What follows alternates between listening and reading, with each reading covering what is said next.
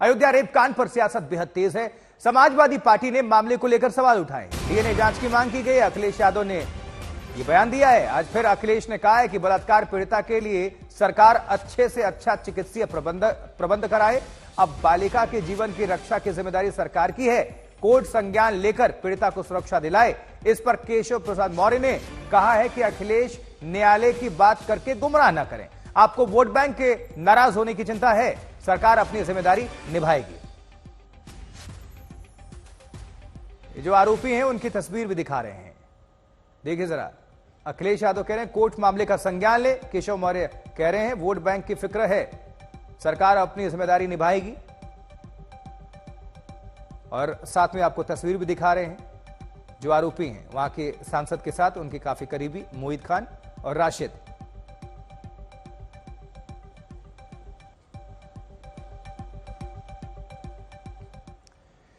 Ayodhya rape case के सवाल पर गिरिराज सिंह ने कहा है कि अयोध्या में जो घटना घटी है उस पर राहुल गांधी की जुबान बंद है, क्योंकि वो मुस्लिम है। अयोध्या की नाबालिग के साथ दुष्कर्म करने वाला मुस्लिम है, इसलिए राहुल गांधी की जुबान बंद है। अखिलेश यादव की जुबान भी बंद है, अब तेजस्वी यादव की जुबान भी बंद है, सारे टुकड़े टुकड़े गैंग की जुबान बंद है, ये कहना है गिरिराज सिंह का।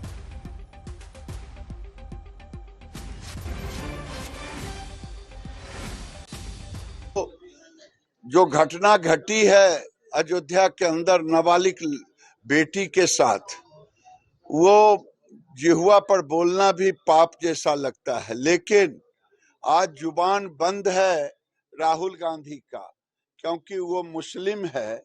इस अयोध्या के नाबालिग लड़की के साथ दुष्कर्म करने वाला, इसलिए राहुल गांधी की जुबान बंद है। अखिलेश यादव का जुबान बंद है, तेजस्वी यादव का जुबान बंद है, सारे टुकड़े टुकड़े गैंग का जुबान बंद है। और जब भारत के सनातन पर चोट करना होता है, ये सब एकजुट होकर के सनातन को तोड़ने में लग जाते हैं। अब तक एक्शन क्या क्या हुआ है देख लीजिए। रेप कांड में अब तक का एक्शन, आरोपी का घर नेस्तानुबूद किया गया, बुलडोजर उस पर चला था, संपत्ति जो है कुछ सील हुई और उस पर हमने दिखाया कल किस तरह से बुलडोजर वहां पर पहुंचे थे, तोड़फोड़ हुआ। अब बेकरी सील हुई, तोड़फोड़ तो बाद में, वो पहले बेकरी ही सील हो गई थी, उसके बाद से उस पर बुलडोजर चला दिया गया। अभी और भी प्रॉपर्टीज चिन्हित की जा रही हैं, संपत्तियों की जांच चल रही है, उसको लेकर पूरी फाइल और पैमाइश हो रही है कि क्या क्या अवैध था। और ये पूरा मामला है अयोध्या, आपको याद होगा इसी को लेकर समाजवादी पार्टी और इंडिया गठबंधन ने, कांग्रेस ने घेरा था कि हमने यहां हरा दिया। अब वही जो सांसद है उन्हीं के करीबी हैं समाजवादी पार्टी के नेता। अब अखिलेश ने कहा कि डीएनए से इंसाफ हो, केवल आरोप नहीं, पीड़िता को सुरक्षा मिले, अदालत संज्ञान ले। पलटवार भी हुआ, केशव मौर्य ने जवाबी पलटवार किया। उन्होंने कहा कि सरकार अपना जिम्मेदारी निभा रही है और निभाएगी। आप कोर्ट का नाम लेकर गुमराह ना करें। मायावती इसके बचाव में है। जो भी उत्तर प्रदेश सरकार की तरफ से एक्शन देखने को मिला वो इसका समर्थन करती हैं। तो तरह तरह की प्रतिक्रियाएं सामने निकल कर आई हैं। समर्थ श्रीवास्तव लखनऊ से हमारे संवाददाता जुड़ चुके हैं। समर्थ, बहुत गंभीर मामला है ये और इस मामले में भी राजनीति हो रही है। आखिर बचाने की कोशिश क्यों? जो भी आरोपी है, जो भी दोषी है, उस पर सख्त कार्रवाई तो होनी चाहिए। आप नेता हैं, लेकिन विरोध प्रकट अगर हो रहा है और ये सियासत अब आपको देखने को मिल रही है, तो इसके पीछे की वजह क्या है?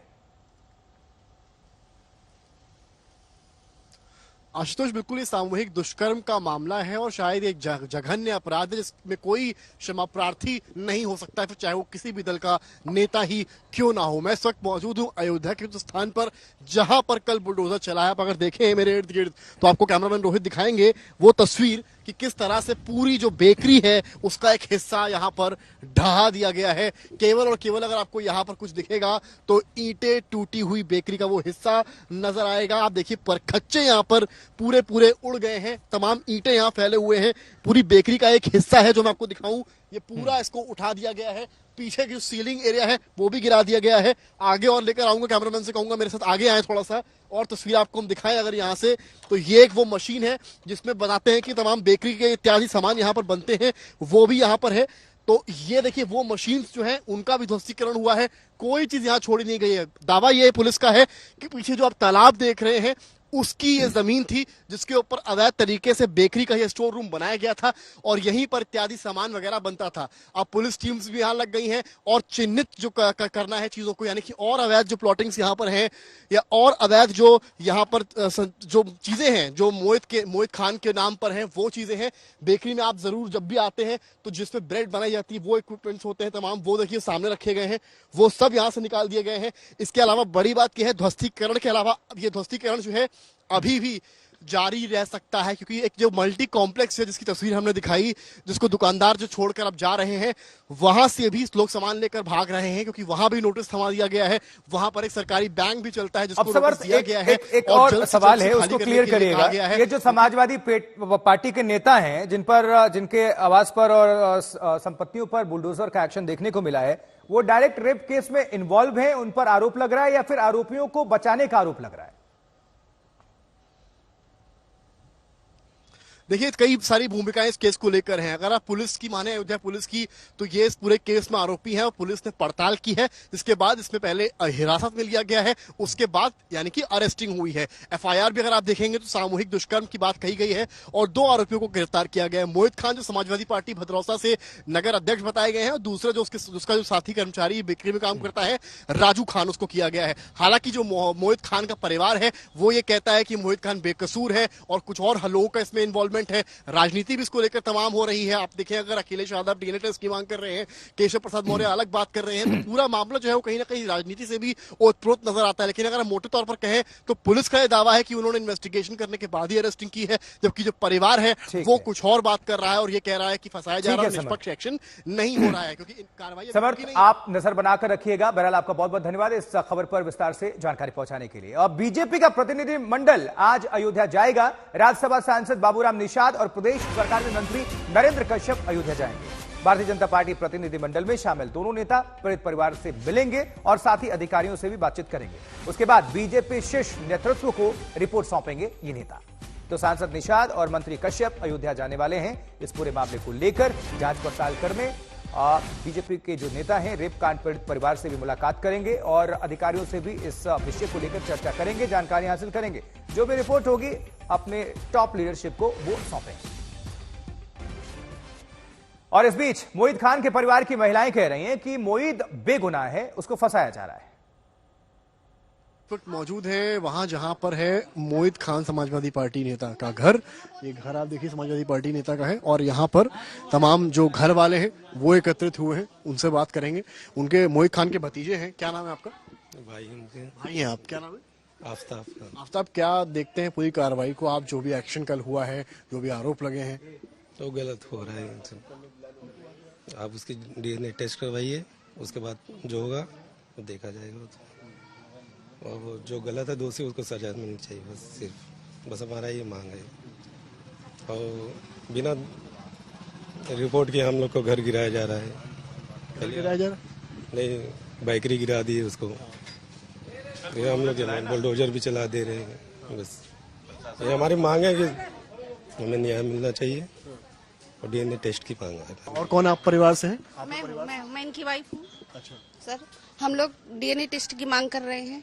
डीएनए टेस्ट होना चाहिए और डीएनए टेस्ट होना चाहिए, निष्पक्ष होके होना चाहिए, एक तरफा नहीं होना चाहिए। सर, ये नाजायज हो रहा है, सरासर गलत हो रहा है। एक तरफा न्यूज दिखा करके उसको बात को इतना बढ़ा दिया गया है। परिवार जो है वो तो परिवार को झूठ बोल रहा है। परिवार कौन झूठ बोल रहा है? जो लड़की का परिवार। लड़की का परिवार झूठ बोलेगा? उसको पैसे, उसको राजनीति चाहिए। पीछे राजनीति हो रही है।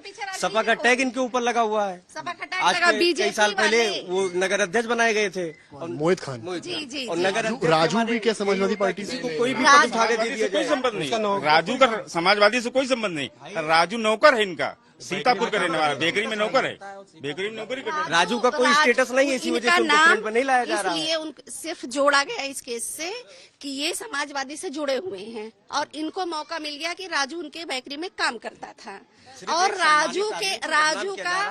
राजू का उनके बेकरी में काम करने के अलावा हमारे घर से कोई उसका रिश्ता नहीं है, हमारे घर से कोई उसका रिलेशन नहीं है। अगर लड़की को राजू से प्रॉब्लम थी, अगर लड़की वाले आके हम लोगों को बताए होते तो हम लोग खुद लड़की वालों के साथ खड़े होते।